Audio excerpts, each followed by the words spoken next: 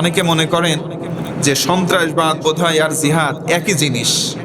আজকে আমরা হাইলাইটস আকারে অল্প সময়ে এই গুরুত্বপূর্ণ বিষয়টা একটু জানার চেষ্টা করব যে জিহাদ আর সন্ত্রাসবাদ এই দুইটার ভিতরে আসলে কি ডিফারেন্সে আছে বা থাকলে কেমন, এটা জানার দরকার। ভাইরা বলুন তো, আছে না নাই? তাহলে একটু মনোযোগ বাড়ান, মনোযোগ দিয়ে আজকের আলোচনাগুলো শুনবো, হৃদয়ঙ্গম করব, বাস্তব জীবনে প্র্যাকটিক্যাল জীবনে আমরা প্রয়োগের চেষ্টা করবো ইনশাআল্লাহ। আজকে গোটা বাংলাদেশ সহ বিশ্বের যতগুলো মুসলিম দেশ আছে বা মুসলিম অধ্যুষিত দেশ আছে, বেধর্মী যারা, তারা মুসলমানদেরকে কালার করার চেষ্টা করে যে দাড়ি আর টুপি থাকলেই বোধহয় এদের সন্ত্রাস, এরকম ভাবে বোঝানোর চেষ্টা করা হয়। প্রকৃতপক্ষে সংক্ষেপে একটা কথা বলি, সন্ত্রাসবাদকে নির্মূল করার জন্য, মনোযোগ বাড়ান, সন্ত্রাসবাদকে নির্মূল করার জন্য আল্লাহ পাক জিহাদকে ফরজ করেছেন। আমি আবার বলছি, সহজে বোঝেন তাহলে আলোচনাটা বুঝতে সহজ হবে। সন্ত্রাসবাদকে নির্মূল করার জন্য, দূর করার জন্য আল্লাহ তাআলা জিহাদকে ফরজ করেছেন। আল্লাহু আকবার। তাহলে আপনি কেমনে দুইটারে এক করেন? দুইটা হলো দুই মিরুর, একটারে নির্মূল করার জন্য আরেকটারে আল্লাহ বিধান করলেন, ফরজ করলেন। জিহাদ করতে হবে, এটা ফরজ। তবে হ্যাঁ, জিহাদ করতে হবে জিহাদের রুলস অ্যান্ড রেগুলেশন মেনে, নিয়ম নীতিমালা মেনে। আর নিঃসন্দেহে সংক্ষেপে বললাম যে টেরোরিজমকে উৎখাত করার জন্যই কেবল জিহাদকে আল্লাহ এস্টাবলিশ করেছেন। আল্লাহু আকবার। আফগানিস্তান বলে একটা দেশ আছে, নাম শুনছেন? বর্তমানে আফগানিস্তানে কেউ যদি কোটি কোটি টাকা এভাবে প্রকাশ্যে হাতে করে নিয়ে যায়, তার দিকে তাকানোর মতো দ্বিতীয় কোনো মানুষ নাই। সুবহানাল্লাহ পড়েন। কারণ সেখানে ইন রিসেন্ট পাস্ট, মাত্র কিছুদিন আগেই তারা কোরআনের একটা সমাজ সোশ্যাল কায়েম করে ফেলেছে। আরেকবার আল্লাহু আকবার। কোরআনের আইন বা কোরআনের রূপরেখা যেখানে বাস্তবায়িত হবে, সেই জায়গায় কোনো রকম দুর্নীতি, কোনো রকম ডাকাতি, কোনো রকম চুরি, এক কথায় ভালোর বিপরীত কোনো খারাপ থাকতে পারে না। অতএব বাংলাদেশে বিভিন্ন সময় চলচ্চিত্র তৈরি করা হয়, সিনেমা তৈরি করা হয়, নাটক তৈরি করা হয়। এগুলোর ভিতরে কিছু সোশ্যাল শিক্ষা আছে। সেদিন এক ভাই আমাকে বলতেছিলেন যে হুজুর, আগেকার সিনেমাগুলো আমরা দেখতাম, সিনেমার ভিতরে বাস্তব চিত্রগুলো তুলে ধরা হতো, সমাজের পরিবারের বাস্তব চিত্রগুলো তুলে ধরা হতো, যে বাস্তবে যা ঘটতেছে এইগুলোর মাধ্যমে সমাজ বিনির্মাণে অনেকটা সহায়ক ভূমিকা পালন করত আগেকার দিনের বইগুলো। মুরব্বী যারা আছেন আমার সঙ্গে কি একমত? সবাই বলেন একমত। তো বর্তমান সময়ে যে মুভিগুলো তৈরি করা হচ্ছে, সিনেমাগুলো তৈরি করা হচ্ছে, এগুলো সমাজ বিনির্মাণে বিন্দু পরিমাণ উপকার বইয়ে আনতেছে না, বরং সমাজকে বিধ্বংসে একবারে ধ্বংস করার জন্য এই সিনেমাগুলো যথেষ্ট। তাহলে এখনকার সিনেমায় দাড়ি আর টুপি একটা চরিত্র দেওয়া হচ্ছে, আর সিনেমায় উপস্থাপন করা হচ্ছে এই বেটার চরিত্র খারাপ, আর এই বেটার সন্ত্রাসবাদের সঙ্গে সম্পৃক্ততা আছে। এইটা বলে সমাজের মধ্যে যে সিনেমা তৈরি করা হচ্ছে, সিনেমায় একটা খল চরিত্র দেওয়া হচ্ছে, আর সেটা দেওয়া হচ্ছে এইরকম দাড়ি আর টুপির লেবাস দিয়ে একজন হুজুরকে বোঝানো হচ্ছে এরা বোধহয় সবাই খারাপ। কথা বলেন ঠিক কিনা? ধর্ষণ করে কে, আর ধর্ষণের মামলা হয় কার? সমাজটা আজকে বিপরীত দিকে চলে যাচ্ছে। বৈধ স্ত্রী নিয়ে রিসোর্টে গিয়ে সময় পার করবে একটা হুজুরের কি এখতিয়ার নাই? বলেন না কেন নাই? আপনি যে একটা 5 স্টার রেস্টুরেন্টে গিয়ে আপনি সময় কাটাতে পারেন, কেন হুজুরদের কি ইচ্ছা জাগে না? বলেন না কেন, জাগে কি জাগে না? তাহলে আল্লামা মামুনুল হক তার বৈধ স্ত্রীকে নিয়ে রিসোর্টে সময় কাটাতে গেল, সেখান থেকে তাকে কিছুদিন পরে গ্রেপ্তার করা হলো। আলহামদুলিল্লাহ, তিনি আজকে সকালবেলা জামিনে মুক্ত হয়ে এই মুক্ত বাতাসে বিহঙ্গে তিনি একটু হাঁটাচলা করতেছেন, নিঃশ্বাস নিচ্ছেন। পড়েন আলহামদুলিল্লাহ। তার বাবা ছিলেন বাংলাদেশের একজন কর্ণধর, বাংলাদেশে যত ইসলামের পক্ষে হুঙ্কার দেনাওয়ালা শাইখুল হাদিস তার আব্বাজান ছিলেন রহিমাহুল্লাহ। আল্লাহ পাক তার কবরটাকে যেন জান্নাতের টুকরা বানায়। পড়ে না আমিন। আসলে বাপ কা বেটা সিফাই কা ঘোড়া, কুছ না হতো থোড়া থোড়া। বাপের মতোই হুঙ্কার দেওয়ার জন্য এক মামুনুল হকই যথেষ্ট। কথা বলেন ঠিক কিনা? তো এই সিংহ সার তিনি আমাদের মাঝে আবার ফিরে এসেছেন। আমরা দোয়া করি আল্লাহ পাক যেন সুস্থতার চাদরে তাকে আবৃত করে, রহমতের চাদরে বেষ্টন করে তাকে যেন আমৃত্যু কোরআনের পিছনে খেদমত দেওয়ার তৌফিক দেয়। পড়েন আমিন। দেখেন, সে বৈধ স্ত্রী নিয়ে রিসোর্টে সময় কাটাতে গেল, সেখান থেকে তাকে গ্রেপ্তার করা হলো। অনেক দিন অনেক গবেষণা করে তার পক্ষে বিপক্ষে অনেক কিছু দেখে দেখা গেল না, আসলে তার পিছনে কোনো দোষ নাই, আসলে ওটা বৈধ স্ত্রী ছিল। তারপরে তাকে ছেড়ে দেওয়া হলো। আমি বোঝাতে চাচ্ছি, হুজুরদের চরিত্র শুধু পোশাক আশাকের মধ্যে দিয়ে কালার করলে, আপনি হয়তো সাময়িক কালার করে বোঝাতে চাইবেন যে হুজুরদের চরিত্র খারাপ, কিন্তু একটা প্রশ্ন বিবেকের কাছে করি, বলেন তো প্রকৃত সম্মান দেওয়ার মালিক কে? একটু আওয়াজ করে বলেন না কে? আল্লাহ যদি সম্মান দেয়, আপনি হাজার তার স্যান্ডেল জুতা পা ধরে টেনে জীবনেও মাটির দিয়ে নামাইতে পারবেন? তার বাস্তব উদাহরণ লক্ষ্য করে দেখবেন। আপনাদের পাবনার কৃতি সন্তান, আমি পাবনার বাহিরে থাকাতে তার জানাজায় উপস্থিত হতে পারি নাই। মাওলানা আব্দুল শাকুর, তিনি সাবেক খতিব ছিলেন চাপা মসজিদের, দারুল আমান ট্রাস্টের তিনি সহকারী অধ্যাপক ছিলেন। খুবই অমায়িক মানুষ। আমি যতজন মানুষের সঙ্গে মিশেছি, এমন অমায়িক মানুষ আমি হাতে গোনা তার মতো আর একটাও পাই নাই। আলহামদুলিল্লাহ পড়েন। যারা তাকে কাছ থেকে দেখেছেন, বুকে হাত দিয়ে বলতে কেউ পারবেন না তার চরিত্রের ভিতরে কোনো রকম খারাপ বা ত্রুটি ছিল। এতটা উদার মানুষ, এতটা ভালো মানুষ, নম্র বিনয়ী মানুষ হতে পারে, আসলে তাকে দেখে বোঝা যায়। তার জানাজায় আপনারা লক্ষ্য করেছেন, আলহামদুলিল্লাহ তিনি মারা গিয়েছেন। হঠাৎ সকালবেলা থেকে এসে তিনি ক্লাস নিয়েছেন, দুপুরবেলা যখন শেষ হয়ে গিয়েছে, মাদ্রাসার পাশেই তার বাড়ি। আমি নিজে তার বাড়িতে, তার বাসার যে মসজিদটা, সেই মাহফিলে গিয়েছিলাম। ও বোধহয় গত বছর কি তার আগের বছর, আগের দিনে ছিলাম বরিশালে। বরিশাল থেকে সরাসরি এসে ওখানে নামলাম। স্যারের সম্ভবত ভাতিজার ছেলেকে পাঠিয়ে দিল বাইক নিয়ে দারুল আমান ট্রাস্টের সামনে রিসিভ করার জন্য। নিয়ে গেল, এখান থেকে গেলাম তার বাসায়, বসলাম। কি আপ্যায়নটা করছি, আমি তার ছাত্র, সে আমারে আপনি সম্বোধন করে বলতেছে আপনি আজকে আমার বাসায় মেহমান, এটা না খেলে আমার মন খারাপ হবে। আল্লাহু আকবার। অমায়িক মানুষ, বিনয়ী মানুষগুলো কেমন হয়। সেখান থেকে স্টেজে নিয়ে গেল, তিনি আমার পাশে বসে আছেন। আমাকে যখন বয়ানের জন্য ঘোষণা তিনি দিচ্ছেন নিজ মাইকে, এতগুলো কথা বলতেছেন, আমি যে সেগুলো যোগ্য নাই। আমি বসে বয়ান করলাম।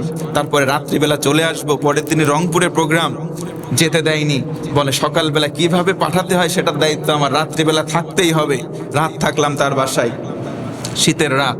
সকালবেলা উঠে চলে আসবো, বারবার করে বললাম কোনো খাবারের বন্দোবস্ত করবেন না। দেখি ফজরের ওই সময়ই বের হব ভাব, ওই সময় দেখে সবকিছু আয়োজন হয়ে গেছে, এগুলো না খেয়ে বের হওয়া যাবেই না। আপনারা হচ্ছেন মুফাসসির দাঈল আল্লাহ, আমাদেরকে আপনি সম্বোধন করতেছেন। কতটা বিনয়ী হলে একটা মানুষ তার ছাত্রকে আপনি সম্বোধন করতে পারে, আপনি চিন্তা করে দেখেছেন? আর আজকের তো শিক্ষকরা হয়ে গেছে সব ডাকাতের মতো, ছাত্ররা ওই রকম হয়ে গেছে, যেমন শিক্ষক তেমন ছাত্র। আগেকার জামানায় দেখতাম একটা শিক্ষক যদি রাস্তা দিয়ে হেঁটে আসতো, ছাত্র দেখে দূর থেকে সালাম দিয়ে তার পায়ের কাছে কদমমুচি করার জন্য চলে যেত, দোয়া নেওয়ার জন্য। কি কথা বলেন, ঠিক কিনা? আর আজকের সমাজে এমনও চিত্র আমরা দেখতে পাই, স্যারের কলার চেপে ধরে ওই জায়গায় শিক্ষাঙ্গনের ভিতরে পিটানো হয়। নীতি নৈতিকতা কোথায় যাচ্ছে? সেখান থেকে বিদায় নিয়েছি। ওই যে সরাসরি সাক্ষাৎ সেবার, এর ছাড়া কথা হয়েছে, দেখা হয়নি। তিনি ক্লাস নিয়ে বাড়িতে গিয়েছেন।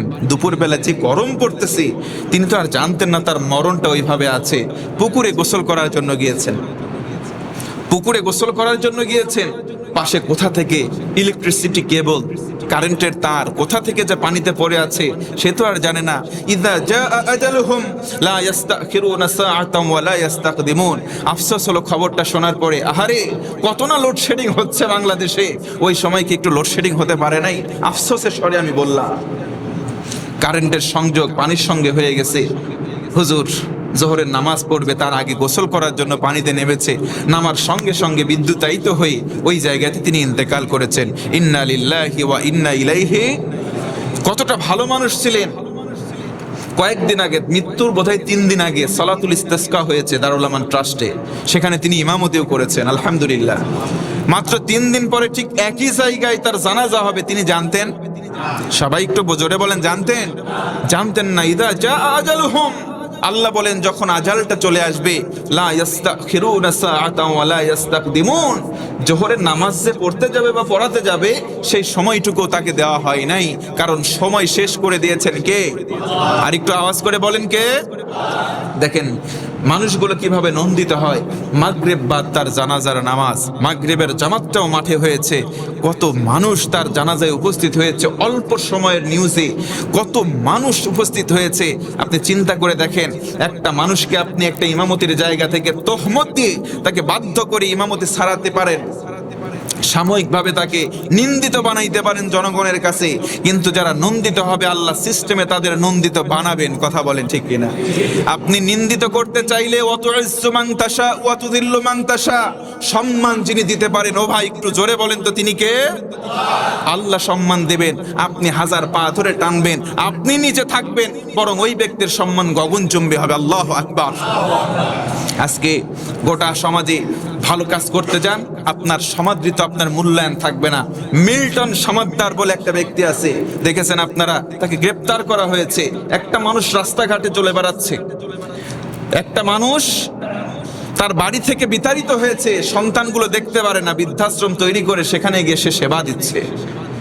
এখন তার নামে অভিযোগ দেওয়া হলো। আল্লাহ ভালো জানে, সবচাইতে বেশি কে জানে বেশি? আমরা জানি না। নিউজে তাকে বলা হচ্ছে যে সে তাদেরকে ধরে নিয়ে গিয়ে সেখানে ট্রিটমেন্টের নামে, তাদের সেবার নামে, তাদের যে পার্টসগুলো আছে শরীরের, কিডনিগুলো, অন্যান্য যে দামি দামি জিনিসগুলো কেটে নাকি অন্য জায়গায় বিক্রি করে দিচ্ছে। এই অভিযোগ দেওয়া হয়েছে, সত্যতা আমরা কেউ জানি না। আল্লাহ পাকের কাছে শোবে দিলাম, যদি সত্য এটা হয়ে থাকে তার শাস্তি হোক, আর যদি সত্য না হয় তাহলে এটা খোলাসা হোক। জোরে পড়েন আল্লাহুম্মা আমিন। আসলে কল্যাণকর কাজ যারাই করবে তাদের পক্ষে আমরা আসি না নাই? আজকে আসেন, কল্যাণকর কাজ হচ্ছে জিহাদ করা। সবাই বলেন তো কি করা? আর একটু জোরে বলেন। অনেকের মনের ভিতরে প্রশ্ন, হুজুর আলোচনার বিষয় আছে, আপনি কেন জিহাদের বিষয় বলতেছেন? জিহাদ, আপনি নামাজ পড়তে আসছেন যেমন ফরজ, আমি ওই কথা আবার বলছি, জিহাদ করাও ঠিক এই রকমই ফরজ। আপনি যদি জিহাদকে শুনে মনের ভিতরে একটু উস্কো খুস্কো ভাব আসে, তাহলে বুঝবো ইসলামের পরিপূর্ণ বিধান আপনার ভিতরে থাকলেও আপনি প্রকৃত মুসলমান হতে পারেন না। কারণ ইসলামের মধ্যে নামাজ যেমন ফরজ, আল্লাহ তাআলা বলেন জিহাদকেও অনুরূপ ফরজ করা হয়েছে। কোন সুবহানাল্লাহ। আল্লাহ তাআলা বলেন আকুলিল হাক্কু মির রাব্বিকুম, হে রাসূল আপনি বলে দেন, হে রাসূল আপনি বলে দেন। সূরা কাহাফ 29 নম্বর আয়াত। রাসূলকে বলা হলো, হে রাসূল আপনি বলে দেন তোমার প্রতিপালকের পক্ষ থেকে যে কথাগুলো আসছে সেটা বলে দেন। ফামান শাআ ফালইউমিন, তোমাদের ভিতরে যার ইচ্ছা সে ঈমান আনো। এই কথাটা আমিও বলে দিচ্ছি, আপনাদের যাদের ইচ্ছা হয় আপনারা ঈমান এনে মুমিন হন। ওয়ামান শাআ ফালইয়াকফুর, আর যার ইচ্ছা হয় সে কুফর করবে, মানে কাফের হয়ে যাবে। এটা যার যার ব্যক্তিগত ইচ্ছা। রাসূলকে আল্লাহ আদেশ দিলেন, হে রাসূল আপনি সবাইকে বলে দেন, যার ইচ্ছা হয় সে মুমিন হবে, যার ইচ্ছা হয় সে কাফের হয়ে যাবে। ইন্না আ'তাদনা লিয-যালিমিনা নারা, নিশ্চয় আল্লাহ বলেন আমি আল্লাহ জালিমদের জন্য জাহান্নামের আগুনকে রেডি করে রেখেছি। তার মানে আয়াতে মুফাসসিরগণ লিখেছেন, যারা কুফর করে তারা জুলুম করার নামান্তর, অর্থাৎ কাফেররা এক প্রকারের জালিম হয়। জোরে কর নাউজুবিল্লাহ। আর একটু জোরে বলবেন না নাউজুবিল্লাহ? আসুন এবার জিহাদ কাকে বলে একটু জানার দরকার আছে না নাই? আমি শুরুতে একটা সংক্ষেপে বোঝার জন্য কথা বলেছি, ওইটা বলে এবার জিহাদের একটু ভিতরে যাওয়ার চেষ্টা করি। জিহাদ এক কথায় সন্ত্রাসবাদকে নির্মূল করার জন্য যেই বিধান আল্লাহ দিয়েছেন সেটার নাম হলো জিহাদ। সন্ত্রাসবাদকে সমাজ থেকে দূরীভূত করার জন্য যেই হুকুম আল্লাহ ফরজ করেছেন সেটার নাম জিহাদ। তাহলে বলেন জিহাদের গুরুত্ব কম না বেশি? আল্লাহ রাসূল সাল্লাল্লাহু আলাইহি ওয়াসাল্লাম বলেন, এটি তিরমিজি শরীফের হাদিস, আফদলুল জিহাদ, জিহাদের অনেকগুলো ক্লাসিফিকেশন রয়েছে, ক্যাটাগরি রয়েছে, জিহাদের স্তর রয়েছে। আল্লাহ রাসূল সাল্লাল্লাহু আলাইহি ওয়াসাল্লাম বলেন আফদলুল জিহাদ, সবচাইতে উত্তম জিহাদ। কি জানার দরকার আছে না নাই? তাহলে জিহাদের ক্যাটাগরি আছে, ক্লাসিফিকেশন, শ্রেণী বিন্যাস রয়েছে। আল্লাহ রাসূল বললেন আফদলুল জিহাদ, সবচাইতে উত্তম জিহাদ হচ্ছে কালিমাতুন আদলিন, ন্যায় কথা বলা, হক কথা বলা। আল্লাহু আকবার। বলতে পারেন হুজুর এবার তো আরো কঠিন কঠিন লাগতেছে, এগুলো কি না বললেই নয়? তিরমিজি শরীফের হাদিস, এই কথাগুলো রাসূলের, কিন্তু রাসূলকে বলাচ্ছেন কে? আল্লাহ পাকের কথা এগুলো। ওহিয়ে গায়রে মাতলু, রাসূলের জবান থেকে বের হলেও কথাগুলো কোন হেডকোয়ার্টার থেকে এসেছে? আল্লাহর হেডকোয়ার্টার থেকে। আল্লাহ রসুল বলতেছেন আফদলুল জিহাদ, সবচাইতে বড় উত্তম জিহাদ হচ্ছে কালিমাতুন আদলিন, ন্যায় কথা বলা, হক কথা বলা, সোজা কথা বলা। কোন জায়গায়? আল্লাহ রসুল বলতেছেন ইনদা সুলতানি জাইরিন, অত্যাচারী শাসকের সামনে হক কথা বলার বলিষ্ঠ কণ্ঠস্বরটাই হচ্ছে সবচাইতে উত্তম জিহাদ। আল্লাহু আকবার। এই জিহাদ কি আজকে আছে? জোরে বলেন আছে? নাই। এই জিহাদ যারাই করতেছে তারাও আজকে সমাজে নাই। নাই বলতে তারা কি পালাইছে? না, তারা পালাই নাই, তাদেরকে দমন করে দেওয়া হচ্ছে।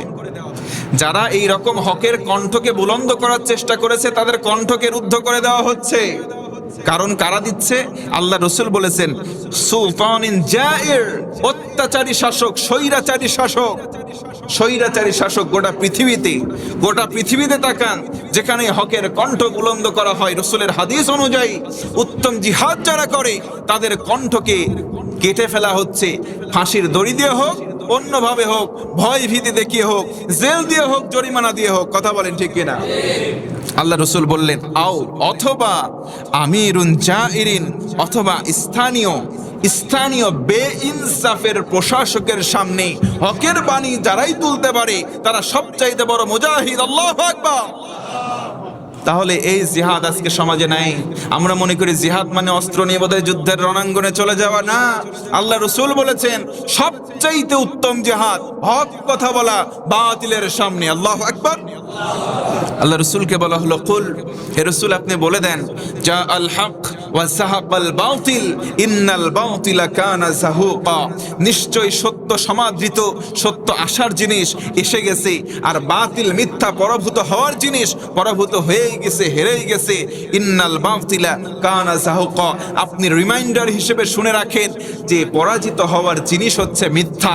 অর্থাৎ আজকে হয়তো মিথ্যা সাময়িক সময়ের জন্য ক্ষমতার দ্বন্দ্ব দেখাতে গিয়ে মিথ্যাভাবে হয়তো টিকে আছে। হে রাসূল আপনি গোটা বিশ্বের মানুষদেরকে জানায় দেন এই মিথ্যা একদিন পরাজিত হবেই হবে। ঘোষণাকার। তাহলে কেন টেনশন করেন ভাই? সাময়িক সময়ের জন্য আপনারা মজুরি চেনেন? ওই যে কামলা কাজ করে সারাদিন, কি বলে? পাইট বলে না? সকালবেলা আসে, ডিউটি শুরু করে, দুপুরবেলা একটা ব্রেক হয়, যা খাবার বেঁধে নিয়ে আসে ওইগুলো মাঠে বসে খায়। আবার যখন আসরের আজান হয় ওখান থেকে চলে যায়, আপনি কিছু মজুরি দিয়ে দেন, বাস দিন শেষ। আমরা সবাই আল্লাহ পাকের পক্ষ থেকে এসেছি ঠিক ওই রকম কামলার মতো। আল্লাহ পাক কিছু বিধান দিয়েছেন বেটা, সকাল থেকে নিয়ে বিকাল পর্যন্ত যেমন একটা শ্রমিক কাজ করে তার মজুরি দিন শেষে সে পেয়ে যায়। মালিক কিন্তু দেখে কাজ কি রকম ভালো করেছে, হয়তো কন্ট্রাক্ট করা ছিল তোকে 500 টাকা দেবো, সারাদিন কাজ করবি, দিন শেষ আসরের আজানের ওয়াক্তে 500 টাকা নিয়ে সেখান থেকে চলে যায়। আচ্ছা বলেন, একটা মজুরি, একটা কামলা, একটা পাইট যদি আপনার খেতে কাজ করতে থাকে, আপনার একটা শত্রু আছে, আপনি ওখানে উপস্থিত নাই, যদি শত্রুপক্ষ এসে বলে এই কামলা কাজ বন্ধ কর, জমির এখনো আইল মাপামাপি হয় নাই, এই জমি আমার ভাগে আছে, কাজ করতে পারবি না। মাঝে মধ্যে এরকম গ্যাঞ্জাম দেখেন না আপনারা? হয় কি হয় না? আপনাদেরকে গরম ধরে ফেলছে, এরকম হয় না ভাই? তো এই অবস্থায় ওই কামলা কি তার সঙ্গে মারামারি করতে যাবে না চুপ করে বসে থাকবে? সবাই বলেন। তার তো ক্ষমতা নাই, সে তো অন্য জায়গা থেকে বিদেশি মানুষ। অনেক জায়গায় দেখবেন কামলায় লোক বেচা হয়। ওই আমাদের ওইদিকে একটা জায়গা আছে আনন্দবাজার বলে, সকালবেলা ফজরের পর থেকে ওখানে লোক বিক্রি হয়, মানে অনেক পাইটগুলো জমায়েত হয়, ওদেরকে সারা দিনের জন্য কিনে নিয়ে যায়। কাউরে 300 টাকা দিন, কাউরে 500, কাউরে 700, ক্যাটাগরি অনুযায়ী কিনে নিয়ে যায়। তো একজন কামলা রাস্তায় গিয়ে বা তার খেতে গিয়ে কাজ করতেছে, মালিক পক্ষের, মালিক নাই। অন্য একজন ডাকাত এসে মোসে এইরকম গোফে তেল দিয়ে বলতেছে এই বেটা অস্ত্র দেখায়, খবরদার কাজ করবি না। ওই বেটা কি করবে? তার ক্ষমতা অনুযায়ী সে হয়তো বলার চেষ্টা করবে, ভাই আমি তো কাজের লোক, আমাকে কাজটা করতে দেন। সর্বোচ্চ এতটুকুন বলতে পারবে, এর বেশি বলতে পারে? এর বেশি বলতে পারে না, উচিতও নয়। সে চুপ করে থাকবে। এরপরে যদি ওর ভয়ে ওখান থেকে চলে যায়, যদি মালিক এসে কাজ হয়নি দেখে তাহলে মজুরি নাও দেয়, দিন শেষে মজুরি দেবেন একজন, তিনি কে? জোরে বলেন না, তিনি কে? কারণ আল্লাহ রাসূল বলেছেন আল কাইয়িস সব চাইতে চালাক হচ্ছে ওই ব্যক্তি যেই ব্যক্তি দুনিয়ার জন্য নয় পরকালের পুঁজি অর্জনের চেষ্টা করে। কন্যা সুবহানাল্লাহ। আসলে কি দেখেন, ওই শ্রমিকের কোনো দোষ নাই, সে হয়তো লোকচক্ষুর ভয়, দিন শেষে এসে মালিক যদি ইনসাফের হয় তাহলে ওই মজুরি তাকে ঠকাবে না, তারে পূর্ণাঙ্গ মজুরি দিয়ে দেবে। কথা বলেন ঠিক কি না? তো আমরা যদি আল্লাহ পাকের পক্ষ থেকে পাঠানো পাইট হই, কামলা হই, সারা জীবন আমরা দ্বীনের পক্ষে কাজ করতে যাব, করতে চেষ্টাই করব না, কি ছেড়ে দেব? করার চেষ্টা করব না? নামাজ আমরা পড়ার চেষ্টা করব না? এই নামাজ মনে করেন আমার আপনার জন্য একটা পাইটের মতো কাজ, যে আল্লাহ পাক আমাদেরকে নিয়োগ দিয়েছেন এই জমিনে, বেটা তুই এই কাজ করবি, তাহলে আমরা আল্লাহর কামলা। তাহলে নামাজ পড়তে আসছি, একজন যদি এসে বলে এ বেটা তুই নামাজ পড়তে পারবি না, যদি নামাজ আমি পড়তে যাই আপনি পড়তে যান, তাহলে সে আমার ক্ষতি করে ফেলবে। এই অবস্থায় যদি নামাজ না পড়ি, তাহলে চুপ করে থাকি, আল্লাহ ওই যে মালিক যেমন জমিন চাষ করতে দিয়েছে, তাই শত্রুর জন্য চাষ করতে পারে নাই, নিরাইতে পারে নাই, দিন শেষে যেমন মজুরি তারে দিয়ে দিয়েছে, আমার আল্লাহ বেইনসাফি করবে না। হয়তো তার ভয়ে আমি নামাজ পড়তে পারি নাই, দিন শেষে অর্থাৎ মৃত্যু শেষে আল্লাহ আমাদেরকে তার প্রাপ্য মজুরি আমাদেরকে কম দেবেন না, বরং আমাদের জন্য যে জান্নাতের বরাদ্দ করা রয়েছে সে জান্নাতটা দিয়ে দেবেন। কথা বলেন ঠিক কিনা? তাহলে একটু চিন্তা করেন, নামাজ হচ্ছে একটা মাত্র হুকুম, আল্লাহ রসুলের মাধ্যমে হক কথা বলা হচ্ছে সবচাইতে বড় হুকুম। এই হুকুম যারা করতে দেয় নাই, হয়তো আমরা বলতে পারতেছি না, তার মানে কি আমরা বলতে পারতেছি না বিধায় আল্লাহ আমাদেরকে মজুরি দেবে না? বিষয়টা এমন নয়, আল্লাহ মজুরি ঠিকই দেবেন। মাঝখানে যেই ব্যক্তি বাধা প্রতিবন্ধকতা তৈরি করলো, আল্লাহর মামলার আসামি হয়ে গেছে। কথা বলেন ঠিক কিনা? তাহলে আসেন, আল্লাহ তাআলার হাবিব সাল্লাল্লাহু আলাইহি সাল্লাম আরো বলেন, আল্লাহ রসুল বলেন, এটা বুখারীর বর্ণনা, আল্লাহ রসুল বলেন আফদলুল জিহাদ, সবচাইতে ভালো জিহাদ স্তর অনুযায়ী দ্বিতীয়টা হচ্ছে হজ্জে মাবরুর। যেই ব্যক্তি হজ করলো, ওই হজকে আল্লাহ কবুল করেছে, এই হজটাই হচ্ছে সবচাইতে উত্তম জিহাদ। জোরে বলুন সুবহানাল্লাহ। তাহলে জীবনে হজ যারা করেছেন, যদি হজটা কবুল হয়, আল্লাহ রসুলের ভাষ্য অনুযায়ী এটাই হচ্ছে সবচাইতে বড় জিহাদ। আল্লাহু আকবার। জিহাদ মানে শুধু অস্ত্র নিয়ে যুদ্ধ করা, বিষয়টা এমন নয়। আল্লাহ রসুল অন্য হাদিসের মধ্যে বলেন, আল্লাহ রসুল সাল্লাল্লাহু আলাইহি ওয়াসাল্লাম, এটি আবার তিরমিজি শরীফের হাদিস, তিনি বলেন আল মুজাহিদু মান জাহাদা নাফসাহু। এই আমার উম্মতেরা শোনো,